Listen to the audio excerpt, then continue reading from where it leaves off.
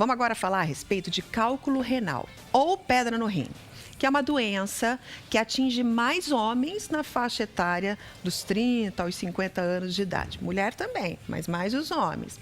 Aproximadamente 5% da população do mundo desenvolve pedra no rim.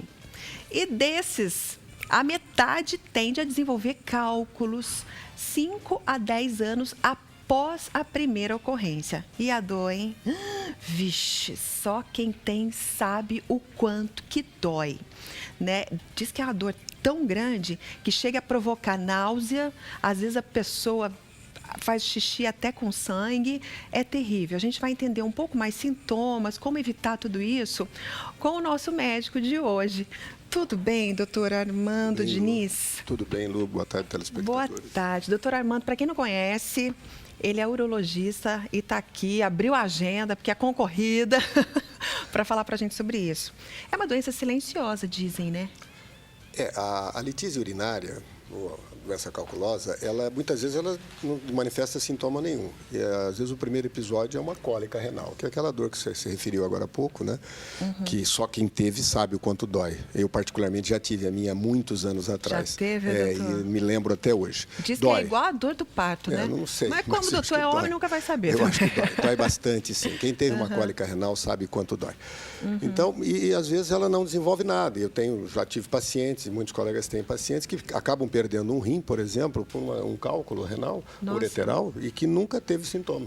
Obstruiu o rim silenciosamente e acabou levando à destruição desse rim, né? Então, é uma doença muito frequente, né?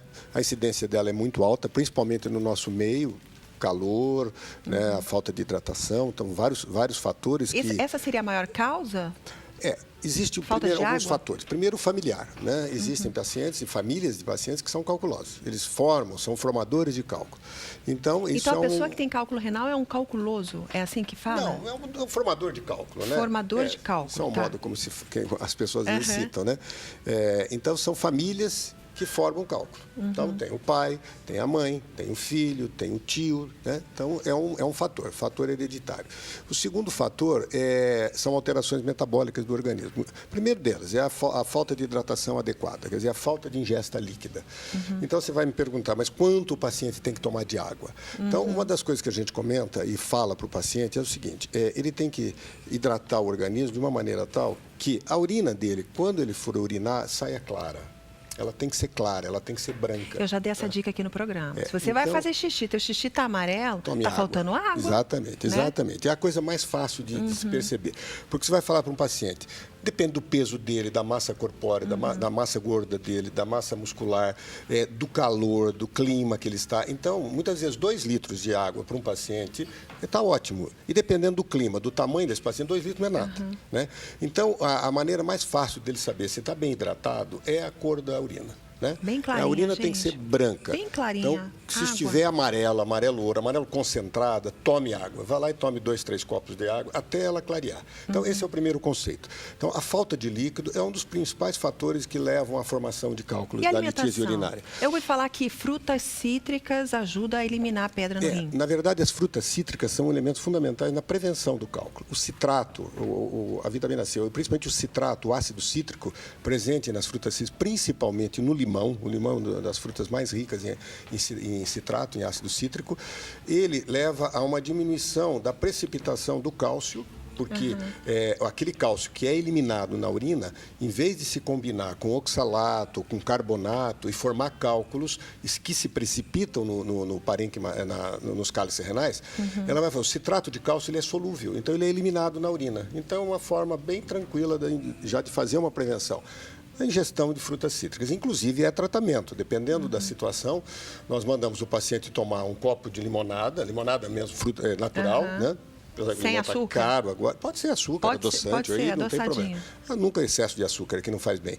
E 2 colherzinhas de café de bicarbonato, no almoço, ou no café da manhã e no jantar. Pronto. Mistura? Faz como se fosse uma sodinha, né? As crianças antigamente faziam isso. Olha. Né? É uma sodinha. Pode adoçar, óbvio, porque senão fica um pouquinho amargo, né? Mas fica aquilo, borbulha, né? Por causa do bicarbonato. E ele ajuda bastante a prevenir. Né? Alcaliniza a urina, então já previne também a formação de cálculos de ácido úrico, que também são um dos principais principais motivos da formação de cálculo. Olha. É a hiperuricemia e a hiperuricosúria. E aí existem alguns fatores alimentares também. Quem tem a predisposição à gota, a hiperuricosúria e a hiperuricemia, né, que é o aumento do ácido úrico no sangue, é o aumento do ácido úrico na urina, e a gota, que é o quê? A precipitação dos cristais de ácido úrico nas articulações, uma doença extremamente dolorosa, também só quem teve sabe o quanto dói, leva a inflamações, a artrite gotosa, é muito Gente, desagradável. Quanta informação rica a gente está aprendendo, então, hein? O que acontece? Alguns alimentos são proibidos para quem tem essas alterações. Tanto o aumento do ácido úrico no sangue, quanto na urina ou a gota. Frutos do mar, camarão, lagosta, mexilhão. Não se deve comer. Não, tem que Carneiro, evitar. cabrito, as carnes vermelhas. Para quem está...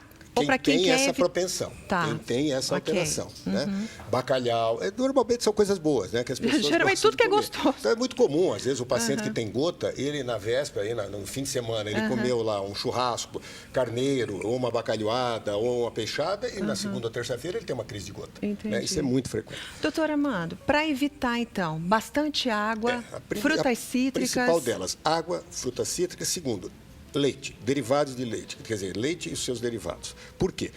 Antigamente se achava que o excesso de cálcio na alimentação, do leite e derivados, levava à formação de cálculo. Hoje a gente sabe que não é bem assim. A maioria da população brasileira, ela ingere pouco leite. Pois é. O ideal seria que nós ingeríssemos ao redor de 1 grama de cálcio por dia. O que é 1 grama de cálcio por dia? 1 grama de cálcio por dia significa 1 litro de leite. Ou de derivados. Por exemplo, um iogurte desses, principalmente o desnatado, se você for olhar a composição dele, ele tem em torno de 300, às vezes 350. Aqueles mais ricos em cálcio, às vezes até mais. Tem alguns até 400 miligramas de cálcio. Certo. Então, 2 iogurtes daquele ali já seria o suficiente. Por dia. Queijo por dia. Ou meio litro de leite, mais o iogurte, mais um pedaço de queijo. Então, ele deve ingerir ao redor de 1 grama de cálcio por dia. Produção, nós vamos ter que trazer o doutor Armando de volta, porque tem coisa aqui nessa conversa que eu não sabia. Porque o que acontece, né? O detalhe da falta do cálcio. Se falta cálcio da ingesta, né? Existe outra situação também que pode levar a uma alteração no metabolismo do cálcio, que é a ausência de absorção, né? A ausência de absorção do cálcio no intestino, ou a calciúria, a hipercalciúria, o excesso de excreção por uma doença renal, que o cálcio é excretado em grande quantidade na urina. Então, nós vamos fazer o seguinte, doutor Armando está intimado a voltar no programa. Está ao vivo, está todo mundo escutando. Vai voltar? Vai voltar. Vai abrir um espaço na agenda aqui, tá bom? Porque, ó, a maior dica que o doutor Armando pode dar hoje é: bebe água, vê se seu xixi tá clarinho. Essa é a principal. Para você ficar livre de pedra no rim, que é o cálculo renal. Essa é a principal. Aí o doutor Armando volta pra gente falar mais a respeito. Obrigada, querido. Foi um prazer. Eu agradeço, né? Foi muito bom estar aqui. Muito obrigada. Disponha qualquer hora que você quiser. Então pronto. Produção, já anota aí. A hora que eu quiser, o doutor falou.